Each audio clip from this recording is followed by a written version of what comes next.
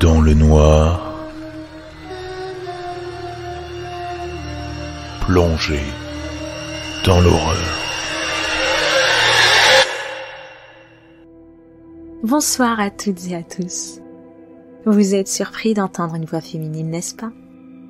Je suis Sam et je vais vous accompagner dans les tréfonds de l'horreur. Enfin ça, c'est vous qui en déciderez à la fin de l'épisode. Comment? En partageant vos retours sur nos réseaux sociaux, Instagram et Facebook. On vous attend nombreux. Et maintenant, il est temps d'embarquer dans le train direction vos pires cauchemars en écoutant ce nouvel épisode de Dans le Noir.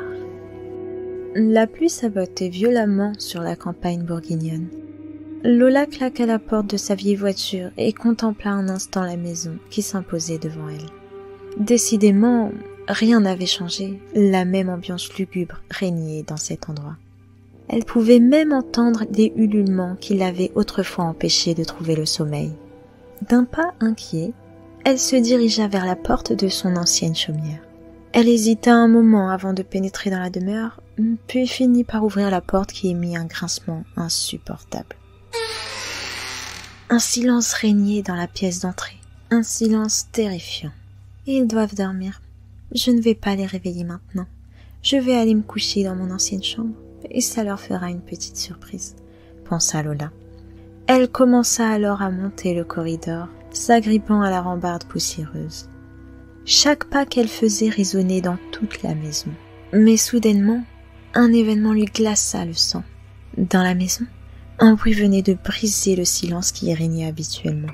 Un bruit, ou plutôt une mélodie qui venait de sa chambre, celle d'un piano mal accordé.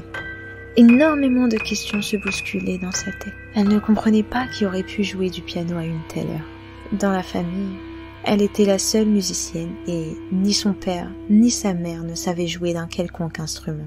Le détail le plus intriguant était qu'elle connaissait bien la musique qu'elle entendait. C'était celle d'Elsa, une de ses amies d'enfance, morte tragiquement dans un accident de voiture. Elle finit par reprendre assez de courage pour ouvrir la porte de sa chambre. Et là, elle la vit, c'était bien Elsa. Elle jouait du piano souriante. Mais elle semblait différente. Ses yeux étaient devenus rouge pourpre et son teint était extrêmement pâle. On aurait dit un spectre. Sur le sol gisait le père de Lola et sur son torse, on pouvait y lire un message sordide. « Tu as détruit ma vie. Il est l'heure de payer. » Elle poussa un hurlement devant ce spectacle horrible. Lola se mit alors à courir de toutes ses forces pour se sauver de cet endroit. Son pressentiment était bon. Il ne fallait pas revenir. Elle aurait dû se douter que ce mail envoyé par ses parents, il y a une vingtaine de jours, l'invitant chaleureusement à venir leur rendre visite, était louche. Surtout en prenant en compte le fait qu'ils ne s'étaient plus parlé depuis le départ de Lola, soit une dizaine d'années. Maintenant, elle n'avait plus qu'une idée en tête, s'enfuir loin d'ici, loin de tout ça. Elle arriva devant sa voiture, alluma le moteur et partit de la demeure. Mais alors qu'elle se trouvait sur la route, pensant être sortie d'affaire, elle vit un détail troublant sur le bord de la route. Un piano, accompagné d'une petite fille aux yeux rouges et au teint pâle, qui la regardait en souriant. Le lendemain matin, une brigade de police a découvert une voiture encastrée dans un arbre. Vu l'état de la voiture, les policiers s'attendaient à une découverte macabre. Mais étonnamment, ils n'ont jamais retrouvé aucune trace de Lola, même pas une trace d'ADN.